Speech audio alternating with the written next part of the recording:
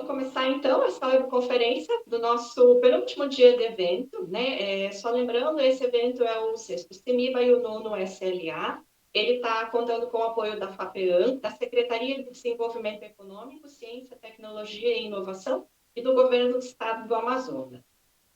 A gente vai começar então agora na sequência a webconferência do professor doutor Fábio Chifres, que já está aqui conosco. Essa conferência que a gente vai assistir na sequência é intitulada Linguagem Musical e Soberania Epistêmica, Desafios Educacionais e Epistemológicos. Então, antes da gente começar, eu vou apresentar o professor Fábio Chifres para a gente. Ele é professor e pesquisador da Universidade Nacional de La Plata, da Argentina. É docente das disciplinas de Educação Auditiva e Educação Musical Comparada. Também é professor de pós-graduação da UBA, UNA e Flaxo. Lecionou cursos e seminários em universidades da Argentina, do Brasil, Chile, Colômbia, Cuba, Espanha e Reino Unido. É editor-chefe da revista Epistemos, Estudos de Música, Cognição e Cultura, e também membro fundador e ex-presidente da Sociedade Argentina de Ciências Cognitivas da Música. Seus interesses de pesquisa se concentram nas críticas aos paradigmas epistemológicos musicais hegemônicos. Então, professor Fábio, muito obrigada por ter aceitado o nosso convite, por estar aqui conosco esta noite. Na sequência, nós vamos apresentar um vídeo que o professor gravou com antecedência para a gente. Ele já foi traduzido também. Então, professor, muito obrigada. Se quiser dar um alô, uma boa noite para quem está nos ouvindo, por favor, fique à vontade. Hola, buenas tardes a todos. Muchas gracias por la invitación. Espero que sea de interés la charla que dejé filmada, espero que me puedan entender. Y bueno, podemos empezar el diálogo después de ver el video.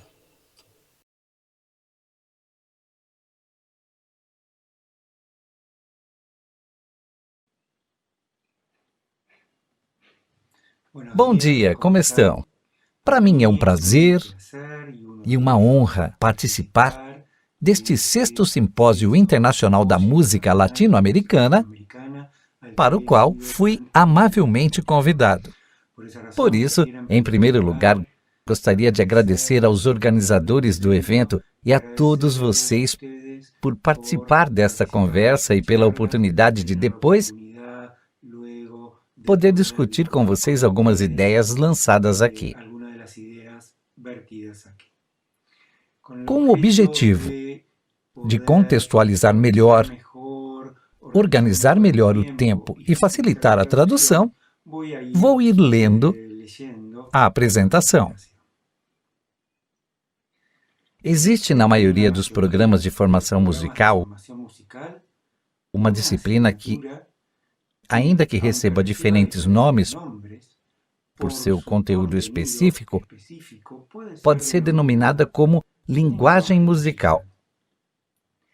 Diferentemente dos cursos voltados para o desenvolvimento da execução musical, esta disciplina propõe que os estudantes de música possam conhecer uma série de conceitos e dispositivos para ter acesso à música através da notação e compreender os fundamentos teóricos que sustentam as razões pelas quais um enunciado musical é inteligível. Provavelmente é pela semelhança entre estes objetivos e os das disciplinas que estudam as línguas na escola normal, que essa disciplina é chamada de linguagem musical. Essa disciplina reúne muitos conteúdos que eram propostos na formação tradicional dos conservatórios, nos cursos de teoria e solfejo, incorporando fundamentos teóricos e metodológicos do treinamento auditivo. Também é verdade que o nome linguagem musical pode ser devido à virada linguística que ocorreu na abordagem das artes em meados do século passado, a partir do auge da semiótica como um marco para o estudo das humanidades. Inclusive, este nome pode ter influência do paradigma linguístico, que nessa mesma época influenciou fortemente os estudos de psicologia. Não sei qual a razão, mas o certo é que a denominação não é inocente. Ela significa um poderoso posicionamento epistemológico a partir do qual concebe-se a música como uma linguagem. Como veremos, isto tem importância e consequências educacionais. Ainda que não se fale muito nos cursos de linguagem musical, costumam surgir muitas tensões e conflitos que afetam tanto o nível institucional como as relações intersubjetivas, especialmente entre professores e estudantes e a sua própria experiência subjetiva. Muitos estudantes cursam esta matéria de forma muito dissociada de sua vida e de seus desejos musicais. Muitas vezes a matéria é apresentada como um espelho que lhes mostra deficiências próprias, afetando tanto sua autoestima quanto seu próprio desempenho em outras disciplinas. Para alguns estudantes é muito fácil, para outros é muito difícil. Então ela é vista como uma medida da capacidade musical, o indicador das possibilidades de ser músico. Por sua parte, os professores enfrentam as dificuldades dos alunos de duas maneiras diferentes. Alguns professores consideram que os alunos não têm ouvido, não afinam ao cantar e, por isso, não conseguem aprender. Alguma coisa em sua própria natureza os impede. Ou supõem que os alunos não estudam, que não dedicam tempo suficiente, que precisam entender que devem treinar mais. Ou seja, não se importam com o problema e o atribuem a alguma falha própria dos estudantes. Assim, dão suas aulas sem considerar demasiado aquele que não consegue alcançar os objetivos propostos. Pelo contrário, outros professores assumem que o problema está no ensino e procuram renovar suas estratégias, indagam múltiplas possibilidades de apresentação dos conteúdos, reúnem novos recursos e assumem toda a responsabilidade pelo fracasso sentido.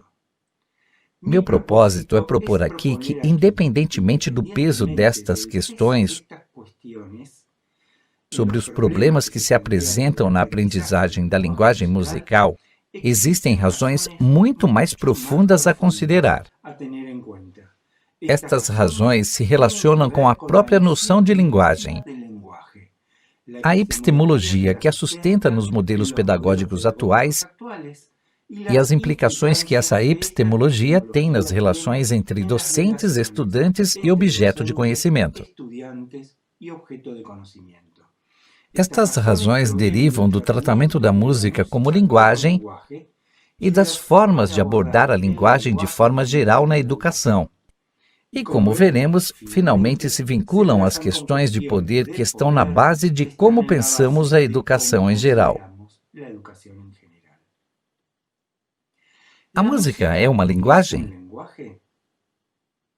Uma linguagem é um sistema de comunicação que permite comunicar experiências, ideias, estados internos e todo tipo de informação decorrente do mundo entre as pessoas. A linguagem natural é o protótipo de tais sistemas. Como sistema cognitivo, pode se manifestar através de diferentes modalidades sensoriais, sons, gestos, marcas gráficas. A música também permite comunicar muitas coisas. Não obstante, a relação entre a língua natural e a música não deveria ser pensada tão automaticamente. A música, como sistema cognitivo, cumpre funções que não dizem respeito a outras linguagens. E vice-versa, a linguagem permite comunicar coisas que para a música é impossível. A relação entre música e linguagem já foi abordada por múltiplas perspectivas. Não é possível, por razões de espaço, revisitá-las aqui. Simplesmente vou analisar algumas consequências que tendem a tomar esta relação como dada pelo fato de refletir sobre certos aspectos que se instalam como verdades e têm efeitos negativos no alcance de nossos objetivos. Quero me referir a 3 falácias. Em primeiro lugar, a falácia cognitiva. A primeira falácia alude que a linguagem e a música, entendidas como sistemas cognitivos, são similares em seus traços definidores. Estes traços são: primeiro, possuem constituintes mínimos que vêm de uma magnitude sonora discretizada. Isto supõe que, sendo uma magnitude contínua, a cognição humana a processa como unidades discretas através do fenômeno da percepção categorial. Na linguagem, essas unidades são fonemas. Estas unidades se combinam de maneira infinita, dando lugar a uma infinidade de encadeamentos de sons que podem ser entendidas, se cumprem com outros princípios como enunciados. Este é o nível fonológico da análise da linguagem. Na música, estes constituintes são os tons musicais que se apresentam sobre as magnitudes discretizadas da altura e duração do som. Portanto, essas unidades não se combinam de qualquer forma. Sua combinatória obedece às regras. Isto é, há uma composicionalidade gramatical dos enunciados. Isto constitui o nível gramatical da linguagem. Na música, as gramáticas estabelecem regras que dizem quais enunciados podem ser considerados parte do idioma musical. Por exemplo, do idioma da música tonal. Como sistema cognitivo, é importante entender que a linguagem, seus enunciados, são expressões que se desenvolvem ao longo do tempo e que sua inteligibilidade depende do tempo. É por esta razão que o ritmo da linguagem é considerado em relação à duração das unidades e sua intensidade relativa. Isso constitui a prosódia da linguagem. Em música, falamos de ritmo musical.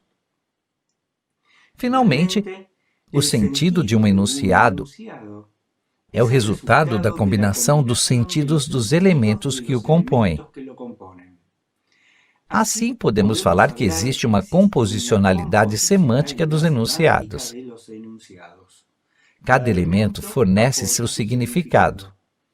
Isso constitui o nível semântico da linguagem. Na música, este plano é amplamente discutido, mas por razões de espaço não podemos explicá-lo aqui. Afirmo que isto é uma falácia, porque estas 4 semelhanças têm restrições importantes.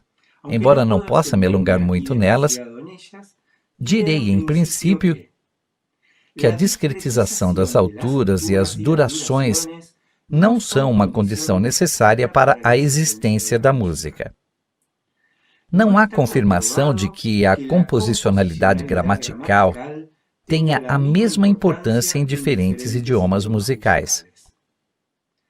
O ritmo da música emerge de regras iterativas fortemente ligadas ao movimento e à corporeidade, que dão origem a um esquema temporal de referência para atender à temporalidade dos eventos entrantes, ao passo que a linguagem emerge de motivações de desambiguação dos enunciados. E, finalmente, não podemos falar de composicionalidade semântica na música, como fazemos na linguagem, uma vez que os significados musicais têm uma relação muito mais frouxa com as estruturas gramaticais do que aquelas existentes na linguagem. Como consequência dessa falácia, damos lugar nas aulas apenas para os significados construídos que se referem à composicionalidade gramatical. Em outros termos, hierarquizamos as descrições musicais e as classificações dos construtos teóricos musicais, tais como as escalas, os intervalos, os acordes. Se não podemos encontrar um elemento gramatical que sustente o significado, qualquer sentido construído não existe. Esses significados estruturais adquirem um status de validez adequado para serem abordados nas aulas, e o resto dos significados fica totalmente invisibilizado. A segunda falácia é a que denomino como falácia notacional. É comum no campo da pedagogia musical identificar os elementos da notação musical como elementos da linguagem musical. Este paralelismo aparentemente ingênuo leva à consideração final de que o sistema de notação musical é uma linguagem. Isto implica, em princípio, que se supõe que o sistema de notação é um sistema hierárquico, cuja variabilidade e diversidade é regulada por gramáticas. Pelo contrário, na notação musical, tais sistemas de regras não existem, já que os elementos do sistema não podem ser entendidos como hierárquicos, nem podem formular enunciados independentemente dos sons que representam. No entanto, pensar que o sistema de notação pode ser uma linguagem em si nos leva a abordar a representação de forma a garantir que cada elemento do sistema de representação corresponda a um único elemento da música e vice-versa, que cada elemento da música possa ser representado por um único elemento do sistema de representação. Esta relação biunívoca entre sons e signos gráficos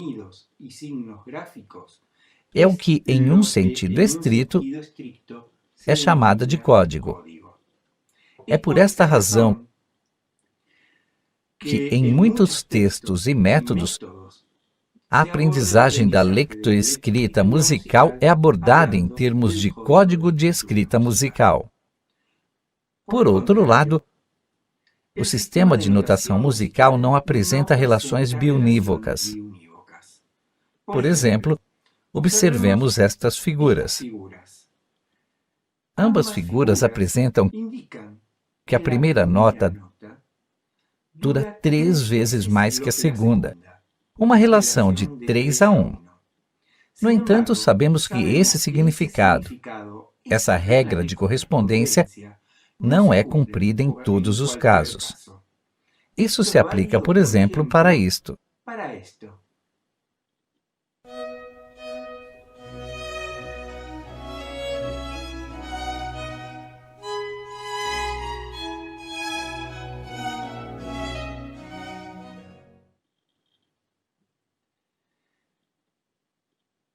Mas para isto,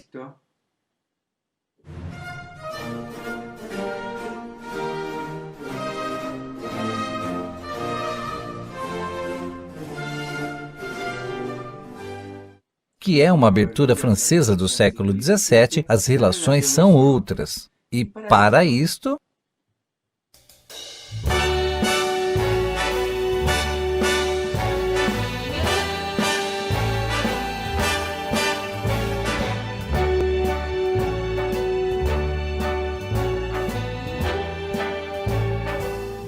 Start spreading the news.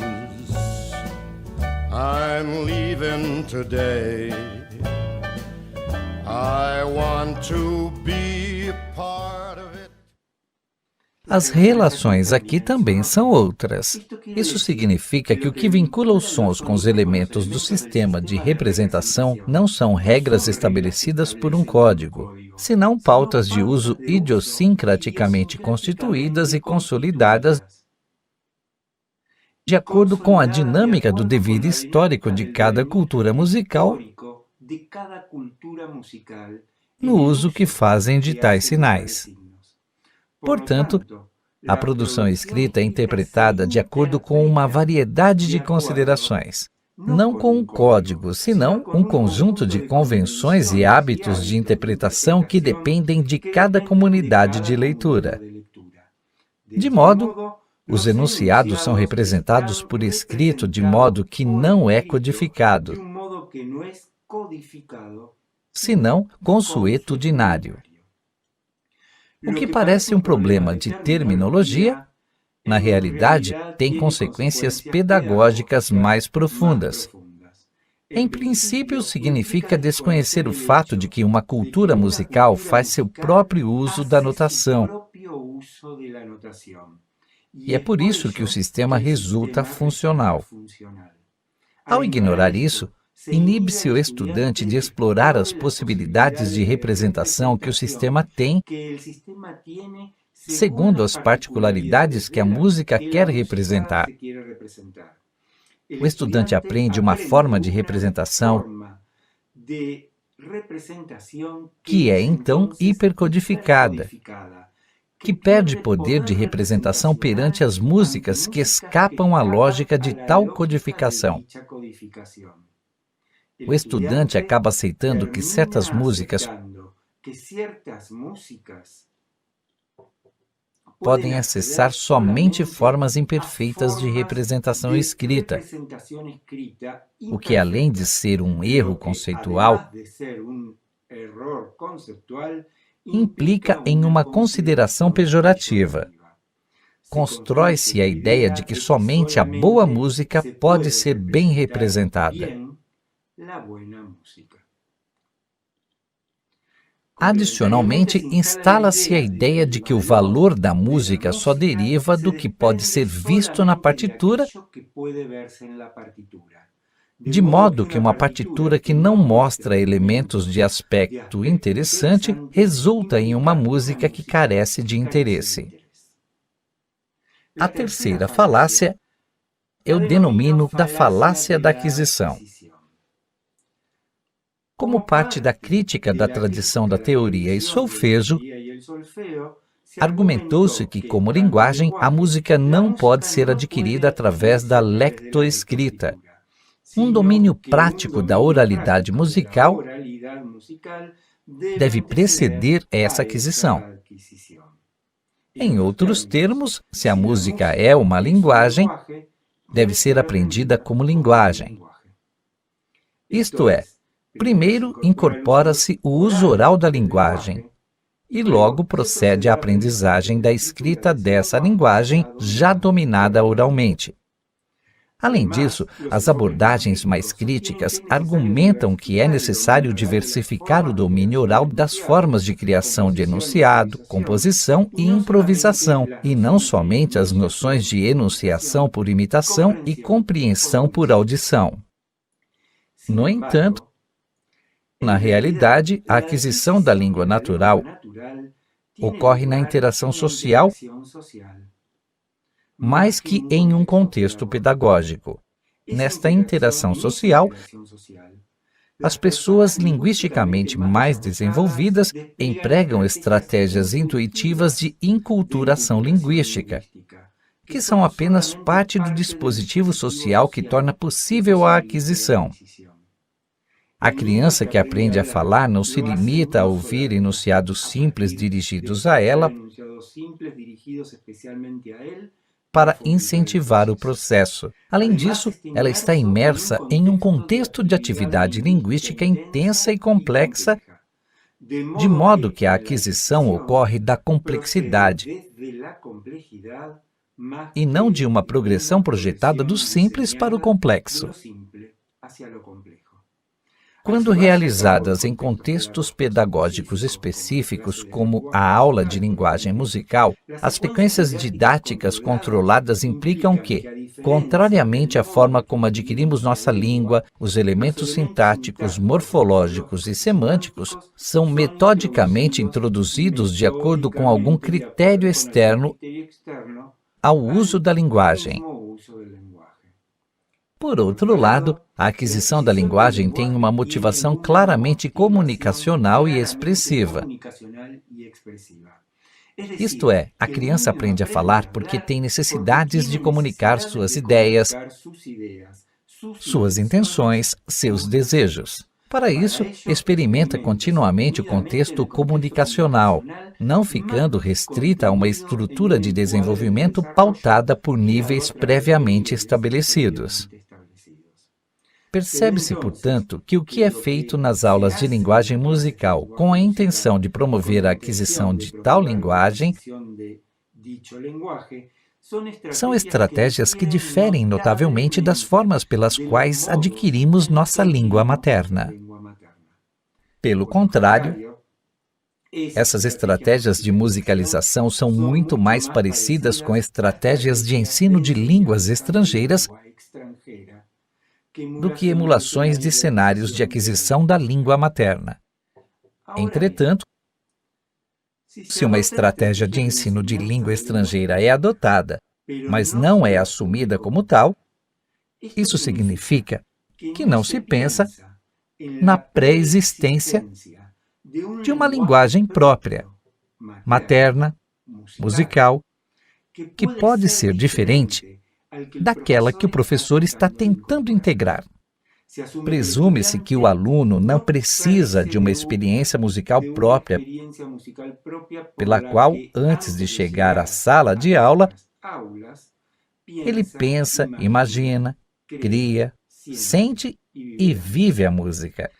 Uma experiência que o levou a escolher a música como caminho na vida. Quais são as consequências dessas três falácias? Analisemos o que estas três falácias têm em comum e para onde nos levam.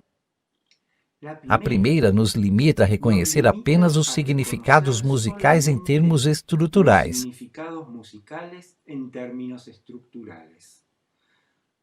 Como não podemos compor os significados dos enunciados a partir dos significados dos componentes, levamos em consideração apenas aqueles significados que podem decorrer diretamente da composicionalidade gramatical.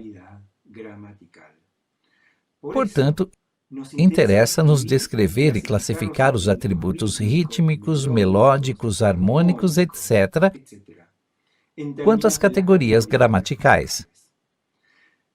Deixamos fora qualquer outro tipo de construção de sentido. Por esse motivo, não abrimos espaço para os sentidos ligados ao mundo emocional, à imaginação narrativa, ao movimento, à corporeidade, às experiências vividas. Disso não se fala. A segunda falácia, a falácia educacional, nos leva a determinar um único uso canônico dos signos do sistema de notação. E este obedece à relação do sistema de notação com a música acadêmica do final do século XVIII e início do século XIX. Esta é a codificação que está nos manuais de leitura e nos solfejos. É o modo de escrita de uma música que evoluiu em conjunto com o próprio sistema de notação. Como consequência disso, consideramos imperfeitas as formas de escrita de outras músicas que interpretam os signos do sistema de acordo com convenções de representação próprias dessa comunidade de leitura. Transmitimos, assim, a ideia de que há músicas que não podem ser bem escritas. Portanto, aplicando a perspectiva evolucionista do eurocentrismo do século XVIII, sustentamos que isso deve ser o fato de que as músicas são imperfeitas ou não evoluíram o suficiente. Mais uma vez, subordinamos a experiência do estudante e invisibilizamos sua identidade e seu desejo. Mas, além disso, e fundamentalmente, estamos argumentando que a escrita é uma tecnologia que não contribui em nada para o pensamento sobre essas músicas. Privamos o estudante da possibilidade de entender a notação como um meio de pensar a música, imaginá-la, criá-la, recriá-la e muitíssimas outras coisas. Nós o desafiamos a escolher entre sua música e os recursos cognitivos para teorizar e desenvolver seu pensamento. A terceira falácia nos leva a supor que não existe uma linguagem musical materna e que a musicalização começa quando as categorias musicais da nossa linguagem, na realidade da nossa pedagogia de linguagem musical, são transmitidas ao estudante.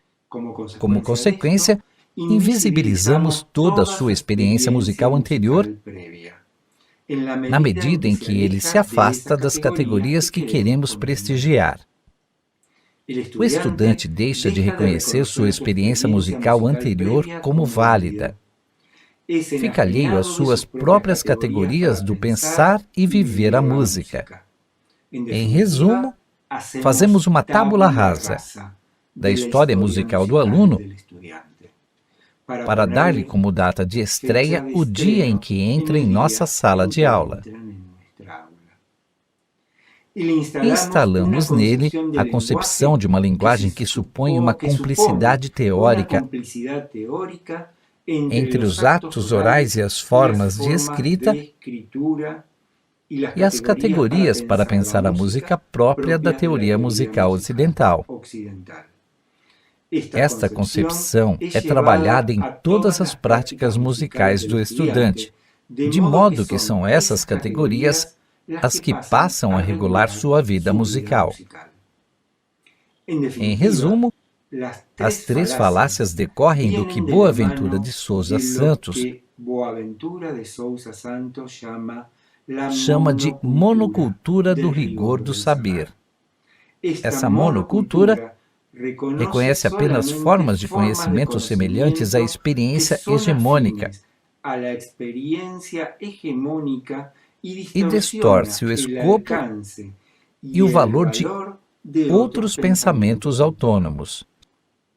Subestima-se ou suprime-se, conforme essa monocultura, os conhecimentos e a epistemologia construída pelos estudantes ao longo de sua própria experiência, e impõe-se a lógica que fundamenta nossa própria experiência musical, que vemos como única e universal. Ao impor estes cânones exclusivos de produção de conhecimento, tudo o que o cânone não legitima ou não reconhece é declarado como inexistente e assumido como sendo ignorância ou incultura. Sem querer, estabelecemos algo que poderíamos caracterizar nos termos de Sirin Adebisibai como um cerco ideológico, epistemológico, estético e conceitual. Nesse cerco, impomos o uso da notação musical, que, longe de contemplar o potencial de representação do sistema, se limita às categorias de teoria tradicional e as cristaliza no repertório do século XVIII. Sob esta visão, o ensinamos a ler com precisão rítmica e afinação correta. Da mesma forma, hierarquizamos suas respostas à música que se ajustam à nossa forma de pensar. Todas aquelas que não se enquadram na categoria que pretendemos criar são declaradas inexistentes. Portanto, pode-se falar sobre notas, acordes, intervalos ou escalas, mas não se pode falar sobre emoções e sentimentos, sobre narrativas ou histórias, sobre gestos e movimentos. Nós decidimos como se pode falar. Em síntese, nossas suposições epistemológicas trazem consigo a invisibilização do conhecimento do estudante. Assim, negamos-lhe sua soberania epistêmica. Isto, é claro, tem efeito paradoxal sobre o que queremos ensinar. Longe de ser um instrumento de libertação espiritual e intelectual, nossos conhecimentos aparecem como um instrumento de opressão e muitas vezes são vividos de forma inconsciente como um fardo.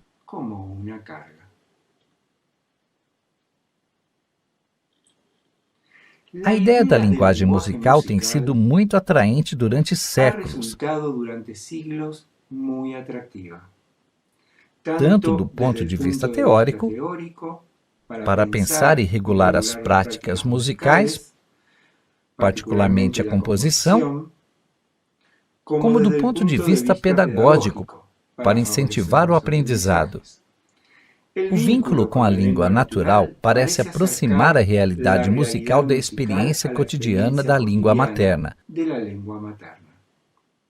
No entanto, é precisamente esta atração que ignora o lugar constitutivo que a música ocupa na cognição humana.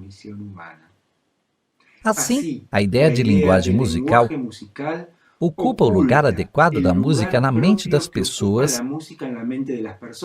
e a substitui por uma noção de música que pode ser muito alheia à história pessoal, à cultura, à vida, ao mundo afetivo do aluno.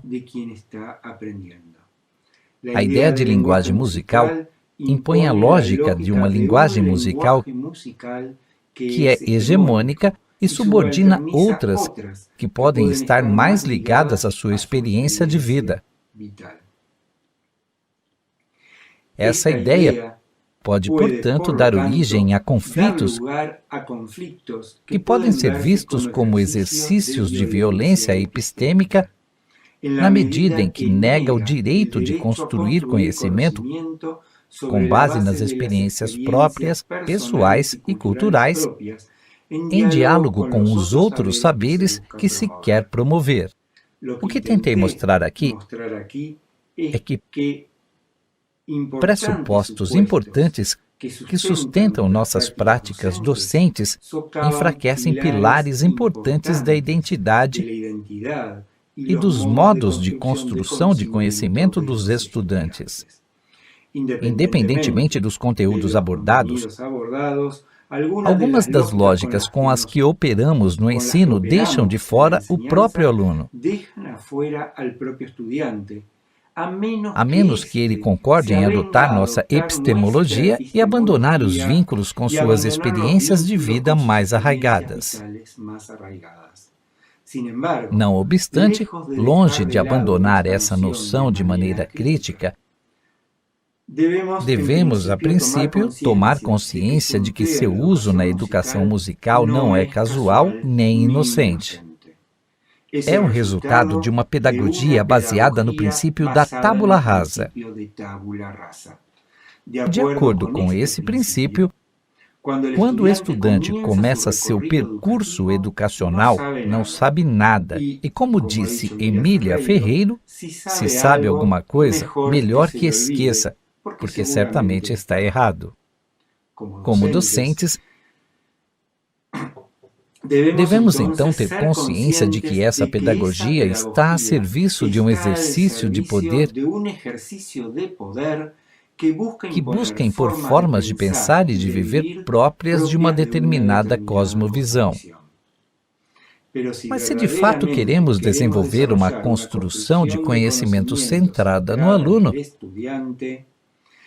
e afirmando sua identidade e sua soberania epistêmica, devemos pensar em uma pedagogia que reconheça tanto o lugar que a música ocupa inevitavelmente em sua vida, como as formas particulares de pensá-la e executá-la que constituem sua experiência materna. Isto requer uma revisão profunda de nossas premissas epistemológicas básicas, a partir das quais consideramos que um conhecimento é válido e que usamos para avaliar o desempenho do aluno. Precisamos estar dispostos a entender o que o estudante está nos dizendo quando não dá a resposta que esperamos.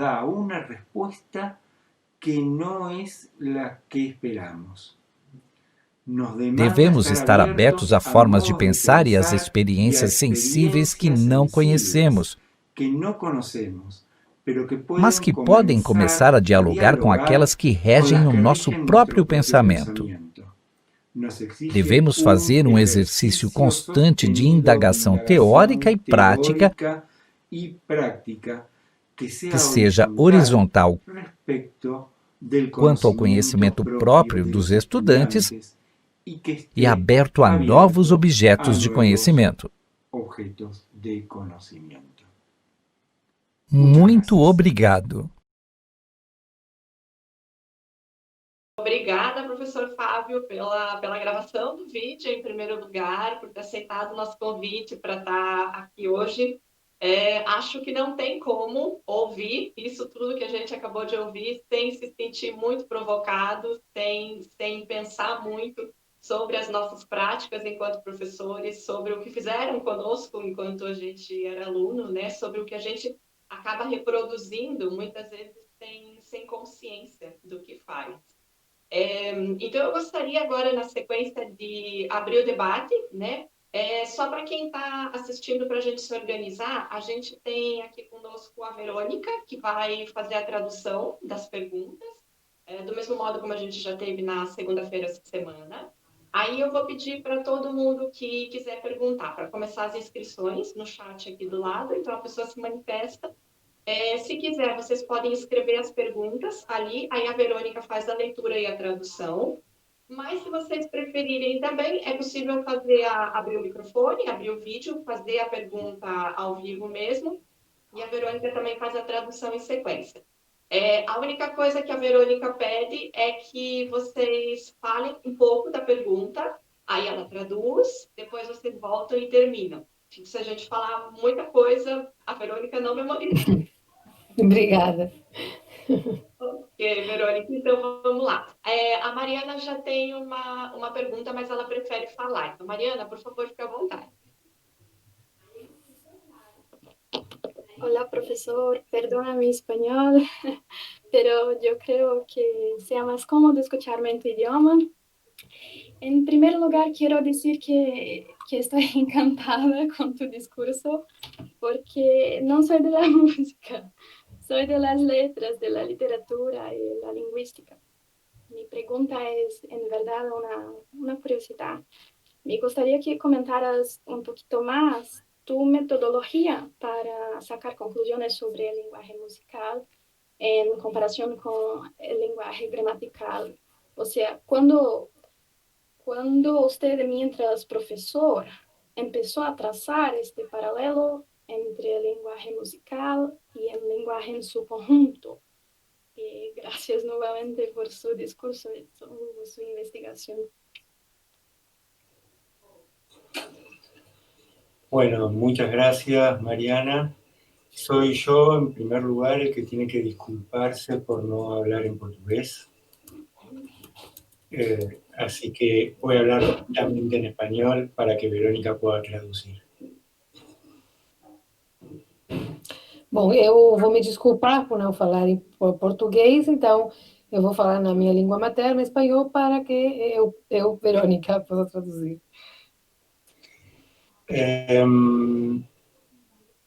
Yo enseño lenguaje musical desde hace más de 35 años. Eu ensino linguagem musical há mais de 35 anos. Y al principio creía que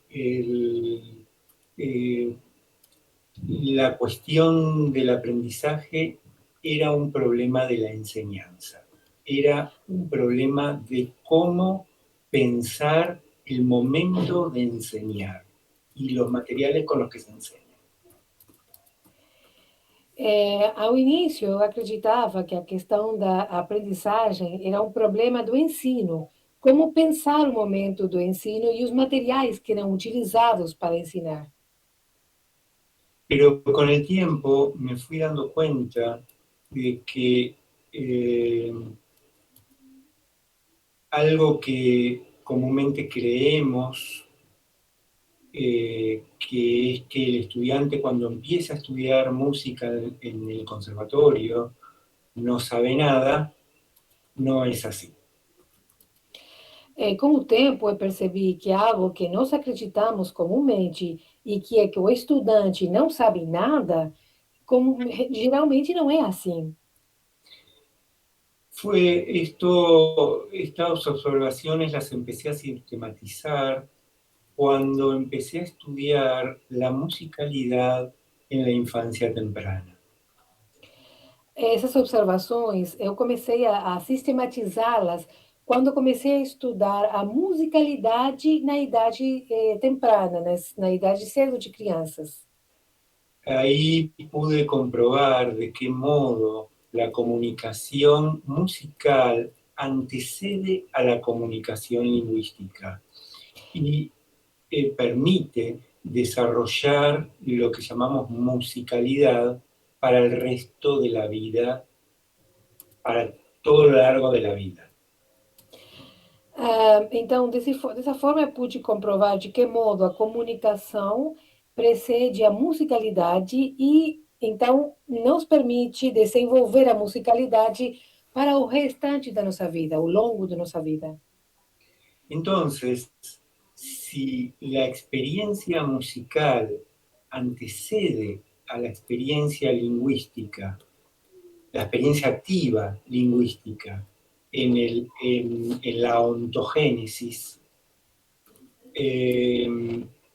no podemos pensar que un estudiante entra a nuestra aula sin tener ningún tipo de conocimiento musical. Então, se a experiência musical é prévia à experiência linguística, ela ativa a ontogênese e não podemos pensar que o estudante não tem nenhum conhecimento musical prévio. Entonces, digamos, pensando en la anticipación de la música al lenguaje, es que empecé a notar las diferencias en la adquisición de la música por un lado y del lenguaje por otro. Pensando na antecipação da música com respeito à linguagem, comecei a observar as diferenças. Aí me perdi, professor. Empezó a observar as diferenças entre... Entre la música, entre la adquisición de la música y del lenguaje. Então, entre a aquisição da música e a adquisição da linguagem. Desculpe. No, y entonces, y ahí empezó una indagación teórica. Empecé a indagar teóricamente qué caracteriza a la música y qué caracteriza al lenguaje. Então, aí eu comecei a fazer uma indagação teórica sobre o que caracteriza a música e quais são as características ou o que caracteriza a linguagem. Y encontré que si bien hay muchas similitudes, hay muchas diferencias, que son, algunas de esas diferencias son las que planteé en la palestra. Então, eu verifiquei que, se bem existem algumas similitudes, também existem bastante diferenças, e algumas dessas diferenças foram aquelas que eu apontei durante a minha apresentação. El problema es que en los medios, en la academia, estamos muy influenciados por las teorías musicales, estructuralistas, cognitivas. O problema é que na academia nós recebemos muitas influências de teorias musicais estruturais cognitivas que anteponen las categorías del pensamiento musical occidental al problema de pensar cómo adquirimos la música. Então, elas antepõem a categoria do pensamento musical ao problema de como a música é adquirida. De modo tal que las teorías musicales y las teorías psicológicas que derivan de esas teorías musicales parten de pensar la música de las unidades sonoras a los enunciados, hacia los enunciados. As teorias musicais e as teorias psicológicas derivadas delas partem de pensar a música das unidades sonoras ao enunciado. Y entonces, por ejemplo, se toma el sonido, a la nota, como la unidad de pensamiento. Então, por exemplo, pega-se o som para a nota como unidade de pensamento. Y entonces, en la clase, enseñamos primero una nota, después otra nota, después otra nota, y así vamos formando los enunciados. Então, na aula, nós ensinamos uma nota, depois outra nota, etc. E dessa forma vamos ensinando os enunciados. En las investigaciones que realizamos en nuestro laboratorio, en la universidad, encontramos que la nota no es la unidad de pensamiento de las personas que no conocen la escritura musical. Durante as nossas pesquisas no laboratório, na universidade, verificamos que a nota não é a unidade de pensamento das pessoas que não conhecem a escrita musical. Sino que la nota aparece como una unidad de pensamiento una vez que la persona pudo vincular ya sea el gráfico o la acción, por ejemplo, tocar cada nota, con el sonido realizado. A nota aparece como uma unidade do pensamento depois que a pessoa relacionou o gráfico ou a ação de tocar com o som que foi realizado. Por ejemplo, nosotros le preguntábamos a niños de 6 años. Sim, nós perguntávamos para crianças de 6 anos. ¿Cuántas cosas hay en ta ta ta ta ta ta ta ta? Nós perguntávamos para elas quantas coisas existem nessa frase musical, né? Y algunos niños nos decían ta ta ta ta ta ta ta ta. Otros decían ta ta ta ta ta ta ta ta. Otros decían 5 y 5. Y cuando le preguntábamos cómo es 5 y 5, decían ta ta ta ta ta ta ta ta. De modo, bueno, traducí. Sí, yo voy a traducir, pero no espere que yo cante. Porque que não entendi qual é a diferença, eu como intérprete. A ver, então perguntávamos para essas crianças quantas coisas há em ta, ta, ta, ta, ta, ta, ta. E alguns diziam que era... Flávio, disculpame, eu não te entendi a diferença. Eu vou terminar de traduzir e qualquer cosa, bueno, te pido que me aclares. Outras crianças diziam ta ta ta ta ta ta ta ta ta ta ta ta e outros diziam 5 e 5. E quando perguntávamos o que queria dizer isso, eles diziam ta ta ta ta ta ta ta ta. ¿Está bien así? Sí, sumaba a cada sonido el final del sonido largo.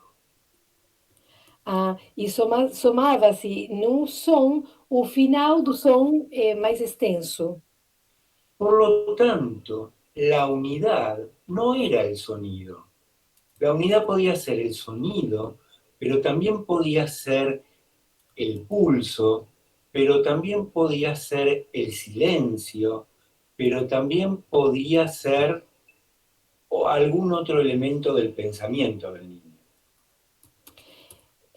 Então, portanto, a unidade não era o som, que podia ser, mas também era o pulso, ou o silêncio, ou algum outro elemento do pensamento. Todo esto nos llevó a pensar que el orden con el que nosotros pensamos el lenguaje musical es un orden teórico y no tiene que ver con la experiencia de adquisición. Então, tudo isso levou-nos a pensar que a ordem do pensamento, da linguagem, é teórico, e me perdi no último, que é teórico Pero no es como se da en la adquisición. e não é necessariamente como é realizado durante a adquisição.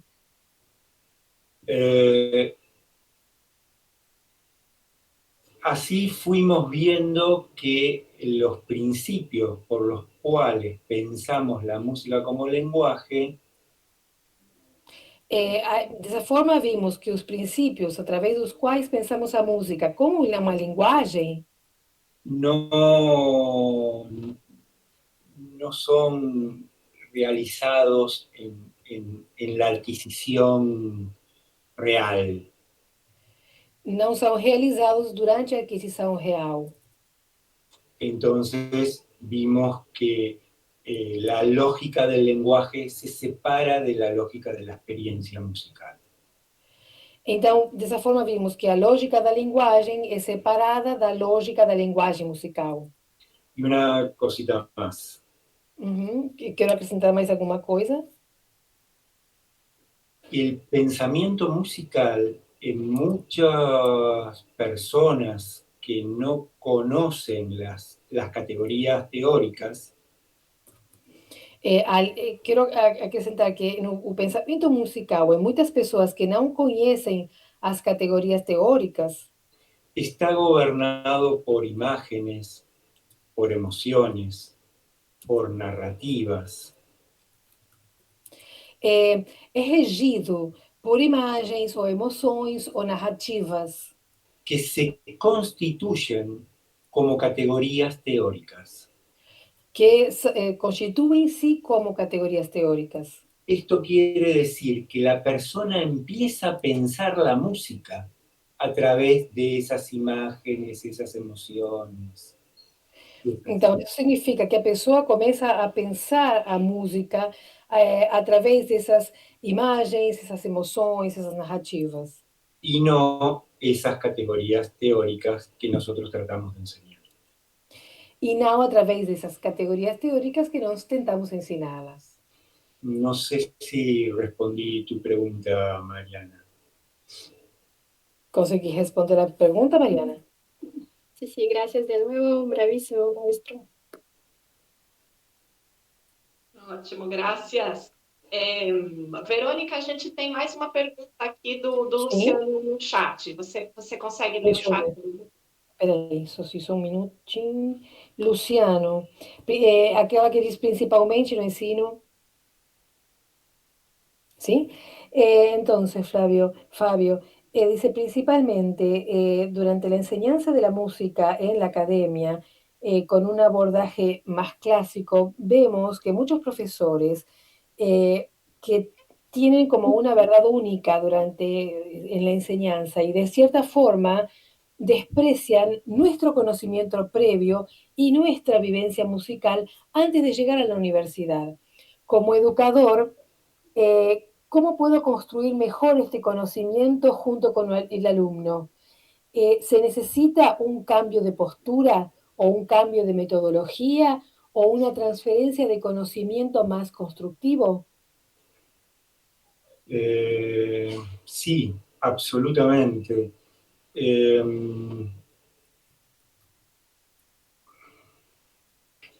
Creo que es necesario cambiar el rol docente. Bom, absolutamente sim. Acredito que seja necessário mudar o papel do docente. porque el docente es visto actualmente como el portador del conocimiento. O docente é visto na atualidade como aquele que detém o conhecimento. Pero en realidad, cada estudiante, a lo largo de toda su vida, construye su propio conocimiento de base en el seno de su propia cultura. Mas, na verdade, cada estudante, ao longo da sua vida, vai construindo o conhecimento de base ou básico dentro da sua estrutura. Si nosotros como maestros no prestamos atención al conocimiento del estudiante, lo ignoramos, lo invisibilizamos y lo... Se não, desculpa-me, sim. No, eso. Que se nós, como professores, não prestamos atenção ao conhecimento do estudante, ignoramos esse estudante e fazemos ele invisível, Entonces, en realidad, el desafío es modificar, el desafío es un desafío ético que pasa por tener en cuenta al estudiante como persona que piensa. Então, o nosso desafio, na verdade, é ético e nós devemos levar em consideração ao aluno como pessoa pensante. Cuando nosotros preguntamos en la clase al estudiante, por ejemplo, ¿qué se escucha en esta pieza musical? Quando nós perguntamos durante a aula o que ele escuta na peça musical, Y esperamos que el estudiante nos diga se escucha do mayor o se escucha un compás de 3/4. e nós esperamos que ele diga, escuta um dó maior ou um compasso de 3/4, Y el estudiante nos dice, por ejemplo, se escucha el viento en la montaña o el galope del caballo. Então, em vez disso, o estudante diz que ele escuta o vento na montanha ou o andar do cavalo. Tenemos que, en vez de rechazar esa respuesta, tenemos que tratar de entender qué hay en esa respuesta. Então, em vez de rejeitar essa resposta, nós precisamos entender o que há por trás dessa resposta. De qué manera está pensando el estudiante ese problema que yo le estoy planteando. De que forma o aluno está pensando esse problema que eu estou colocando para ele. Los maestros solemos hacer preguntas y esperar una respuesta correcta. Os professores fazemos uma pergunta e nós esperamos uma resposta correta. Y si viene una respuesta que no es esa respuesta que esperamos, la rechazamos. E se o aluno dá para nós uma resposta que não era aquela que esperávamos, nós rejeitamos ela. Pero no pensamos qué pensamiento hay en esa respuesta que no era la que esperábamos. Mas não levamos em consideração que pensamento há por trás dessa resposta que não esperávamos. Y de ese modo no tenemos en cuenta al estudiante como un sujeto pensante. E dessa forma não consideramos o estudante como um sujeito pensante. Rechazamos todas sus respuestas que no se adaptan a la respuesta que nosotros esperamos. Nós rejeitamos todas as respostas que não se adaptam àquela que nós estávamos esperando. Y por lo tanto, terminamos inhibiendo la divergencia de su pensamiento. E, portanto, acabamos inibindo a divergência do pensamento desse estudante. Entonces, el desafío del maestro consiste en prestar atención al pensamiento del estudiante, más que a la respuesta que esperamos. Então, o desafio do professor é prestar atenção ao pensamento do estudante e não tanto à resposta que nós estávamos aguardando. Cuando el estudiante nos da una respuesta incorrecta, Quando o estudante responde incorretamente ou dá uma resposta incorreta, es una gran oportunidad para nosotros para observar cómo piensa.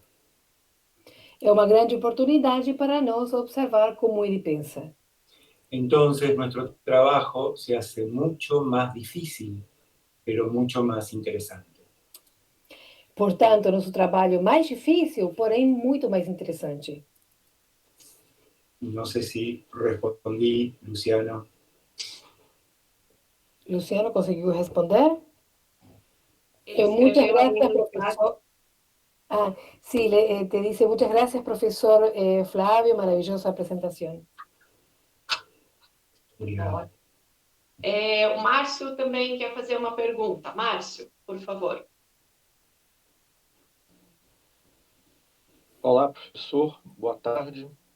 Eu sou o Márcio, colega da Caroline, aqui na Universidade do Estado do Amazonas. Só um momento, eu não entendi se o Gustavo Medina queria falar quando disse que podia ajudar ou se eu estou tomando dele a palavra. Não, Gustavo. Não, no momento eu queria ajudar com uma questão da tradução, mas pode perguntar claro. depois, eu intervenho aí, não tem problema. Claro. Então, Fábio, quando você falou, e falou muito bem na relação com a teoria da razão indolente do Boaventura Souza Santos, eu vou falar em português e vou falar calmamente, se você não entender. A Verônica nos ajuda, o Gustavo Sim, nos perfeito, ajuda. acho melhor. Uhum. E aí eu mesmo posso tentar falar um pouquinho el castelhano e vamos nos compreendendo. Quando você falou a respeito da teoria da razão indolente do Boaventura,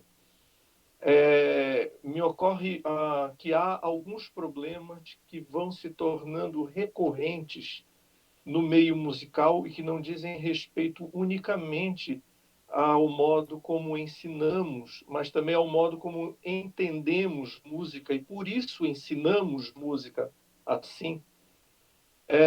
Eu tenho uma vivência desde muito tempo com aquilo que se convencionou chamar música antiga, o que para mim, na verdade, sempre foi uma abordagem historicista da prática musical. Eu prefiro entender isso porque no momento também que eu faço o rótulo do que é antigo, eu costumo colocar nisso uma linearidade histórica que deixa com que outras tradições e outras percepções da música rotuladas como sendo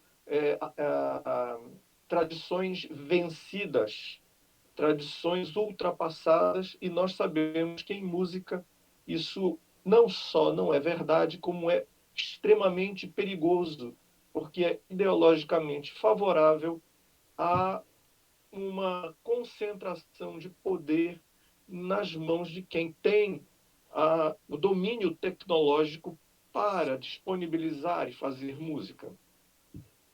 Então, o que eu achei muito interessante ao longo dessa experiência que eu tenho com esse tipo de música é que as pessoas que foram cursar instrumentos históricos, instrumentos antigos, em várias escolas do mundo, voltavam com a mesma mentalidade dos que estavam praticando uma música no mainstream, uma música tradicional voltada para uma espécie de século XIX centrismo.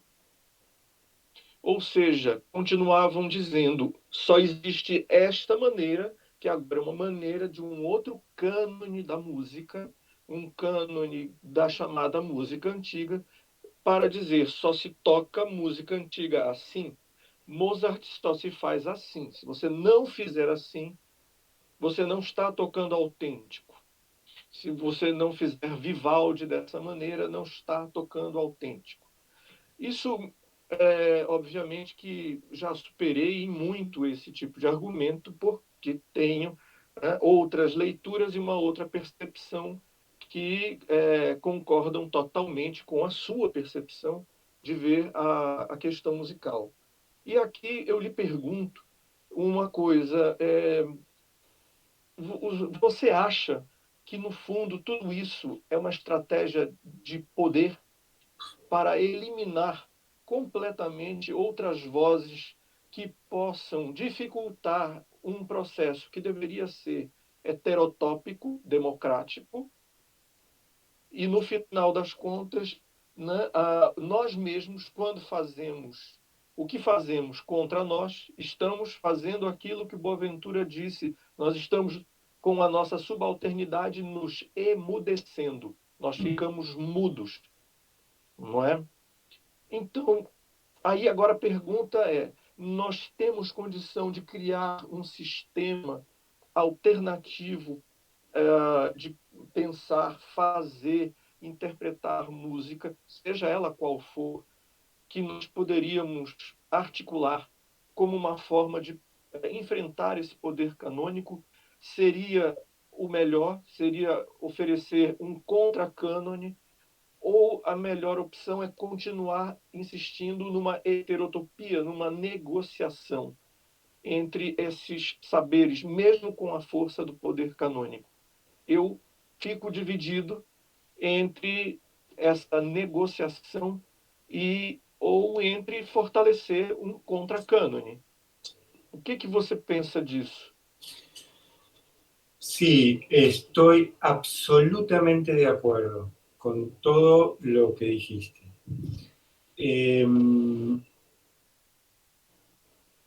Por eso creo que el problema, lo que yo quise plantear, no es un problema pedagógico ni didáctico, es un problema epistemológico, de cómo concebimos el conocimiento, en este caso de cómo pensamos la música. ¿Qué es la música para nosotros? Con respecto a si es posible pensarlo de otro modo, yo creo que no solamente es posible, sino que es real pensarlo de otro modo. La gente en la vida piensa de otro modo la música. Y entonces yo pienso que nosotros como músicos tendríamos que hacer el recorrido que propone Boaventura. Boaventura habla de llevar a cabo la sociología de las ausencias y la sociología de las emergencias. Emergências. Y yo propongo una musicología de las ausencias y una musicología de las emergencias. Muito bem. La musicología de las ausencias es una musicología que indague las voces silenciadas, los pensamientos subalternizados, aquellas maneras de pensar que tiene la gente, las personas que hacen música y que dicen que no saben música. ¿Y cómo piensan entonces la música? La piensan a través de otras categorías. Nosotros como músicos tenemos que poder entender esos pensamientos. Eso sería la musicología de las ausencias. Y la musicología de las emergencias sería comenzar a entender los modos emergentes de pensar la música. Por ejemplo, si pensamos cómo construyen el conocimiento los jóvenes que hacen freestyle, que hacen rap. ¿Cómo construyen ese conocimiento? ¿Qué categorías utilizan? Pongo este ejemplo porque ellos tienen un sistema teórico muy complejo. En las competencias del freestyle hay normas, hay todo un sistema de categorías para evaluar a los contrincantes que, que da cuenta de un pensamiento muy complejo y que es un pensamiento distinto al de la teoría occidental. Ese es un ámbito de emergencia. Ese es un lugar donde nosotros tenemos que ir a ver cómo piensan esos jóvenes. Y el tercer elemento que Boaventura propone es la traducción. Ver en qué medida se puede entrar en diálogo una epistemología con otra epistemología y no forzar ese diálogo, no extremarlo, darnos cuenta de que es posible que haya conceptos que no pueden pasar de una música a otra. Es posible que haya cosas de otros que no entendemos y conformarnos con eso, pero promover un diálogo más horizontal. Sim.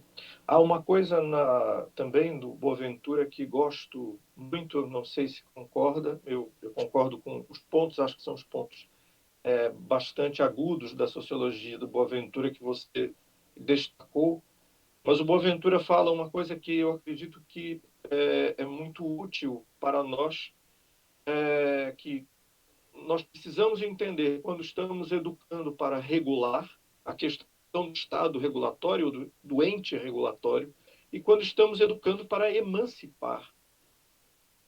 Não é? É o caso do Estado emancipatório, porque diz respeito a uma política.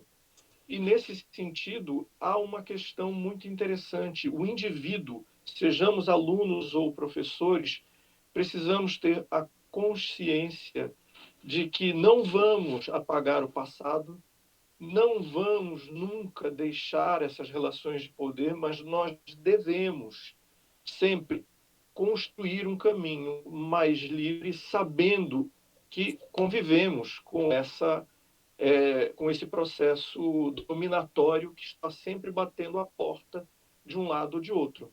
Uhum. Então, é como se dissesse, precisamos fazer as pazes com o passado, também para entender como ele decorreu e como chegamos aqui. Então, quando um professor nos diz algo, não é como sendo muito duro, ou impõe uma metodologia que parece uma metodologia muito dura, o aluno ele precisa lembrar de entender que antes dele houve um processo que fez tudo o que aconteceu até chegar a ele.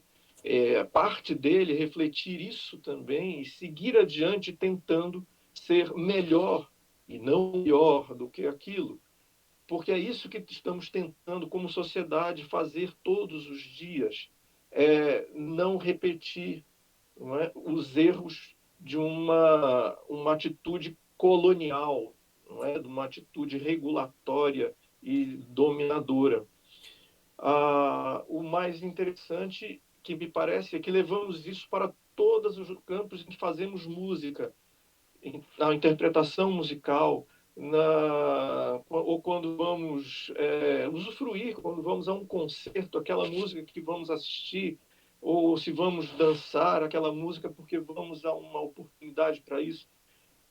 Simplesmente nós eliminamos oportunidades diferentes de contemplar música, de fazer música, de ensinar, de aprender música, não é?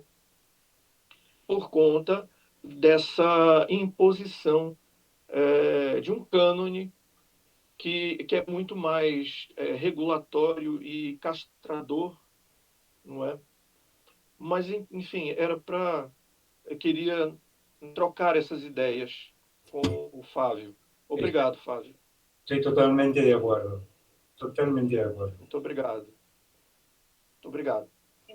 O Medina queria fazer uma pergunta, mas eu vou pedir licença para o Medina só para juntar a minha pergunta, porque ela tem tudo a ver com isso que o Márcio estava falando. Queria perguntar para o Fica à Fábio. vontade, porque o que eu ia perguntar também tem a ver com o Demarcio, talvez vou dispensar para deixar para você. Ai, perdão. Bom, Não, então, tranquila, rapidinho. tranquila. Vai. Fábio, o que eu queria perguntar é o seguinte. Não sei se acontece, se já aconteceu com você, mas isso acontece muito comigo. Não sei se é porque eu sou mulher, porque eu sou jovem, mas é muito comum quando a gente tenta fazer dentro de sala de aula alguma coisa que não é o que o cânone manda. Por exemplo, eu sou professora, já fui professora de percepção musical, e é muito interessante porque quando você faz coisas na aula de percepção musical é treinamento auditivo, né? Quando você faz coisas numa aula de treinamento auditivo que fogem ao cano, ou seja, quando você não trabalha só ensinando ditados, identificação de intervalos, reconhecimento de escalas, etc., quando você foge disso, comigo já aconteceu algumas vezes de as pessoas apontarem e falarem, não, isso não é uma aula de percepção musical, você não está dando aula de treinamento auditivo, né? Então, quando você se volta contra o cânone, você recebe muito esse tipo de crítica. O que você está fazendo não é bom, o que você está fazendo é errado, né? Imagino que isso já tenha acontecido com você, que você talvez já tenha recebido críticas desse mesmo sentido também. Isso já aconteceu? E se aconteceu, o que você pensa, o que você usa como uma saída, como que você vê uma possibilidade da gente, de repente, ter voz diante desse tipo de coisa, né? Porque a tradição acadêmica está toda atrás da gente, os colegas, às vezes, dentro da academia, nos cobram essa postura mais canônica, né? E às vezes é muito difícil a gente se voltar contra isso. O que você tem de experiência nesse sentido para compartilhar? Sí,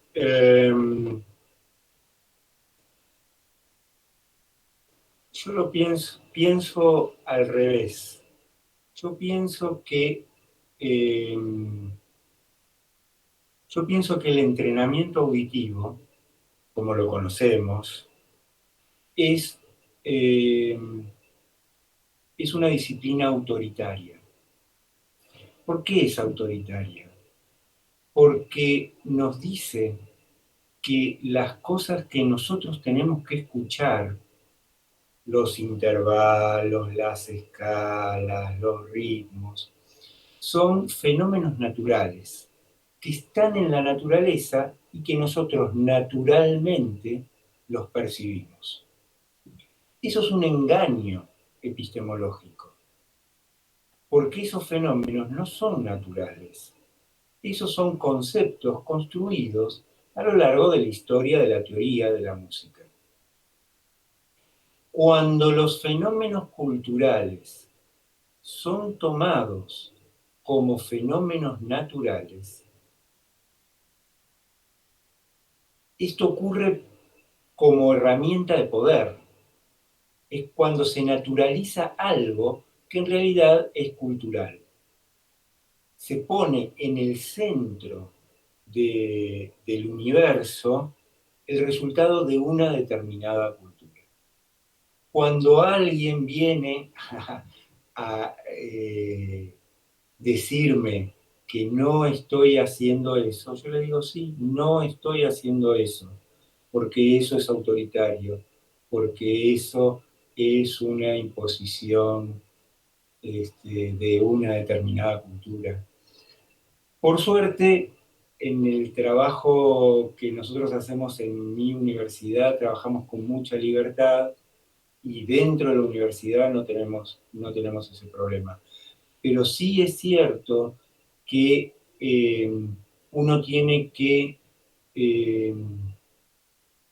justificar con mucha fuerza con mucho conocimiento y rebatiendo al otro, ¿no?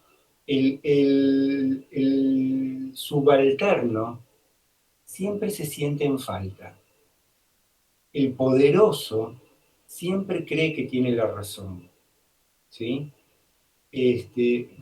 Yo creo que la herramienta más poderosa que nosotros tenemos es mostrarle al poderoso el abuso de fuerza que está haciendo, la violencia que está ejerciendo.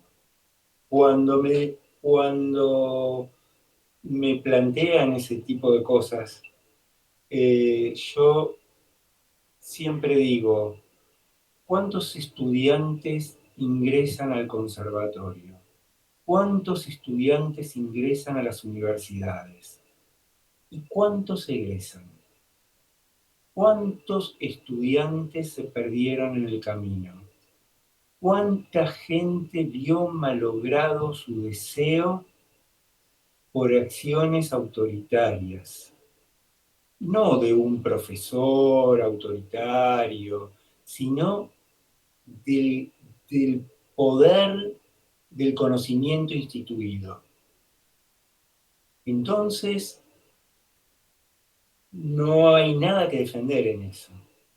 No se puede defender, ¿sí? Hay una cuestión, por eso digo, hay una cuestión ética en todo este planteo, ¿sí? Hay una cuestión que es musical, que es epistemológica, pero que es profundamente ética. Muito obrigada. Medina, você quer falar? Sí, gostaria. Hola, profesor Fabio, soy Gustavo Medina, profesor también y colega aquí de todos, ¿no? Yo soy profesor de armonía y contrapunto, entonces imagínense, ¿no? Todo el impacto de lo que ha colocado. Pero aquí yo observo que también tenemos un problema en ese proceso, en ese deseo de cambio. Nosotros tenemos dos instancias eh, formativas, ¿no? En las cuales tenemos que pensar también, y es un deseo que yo tengo seguridad que muchos profesores también abrigan, de dar una educación emancipadora, ¿no? Una educación que forme un criterio auténtico y vamos a decir, libertador. Sin embargo, hay la instancia inicial, ¿no? De la educación infantil, ¿no? Como usted muy bien colocó en la cuestión de ese proceso de formación que siembra las raíces epistemológicas de ese entendimiento musical. Pero yo veo también una instancia que también estaba contenida en la pregunta de Marcio, ¿no?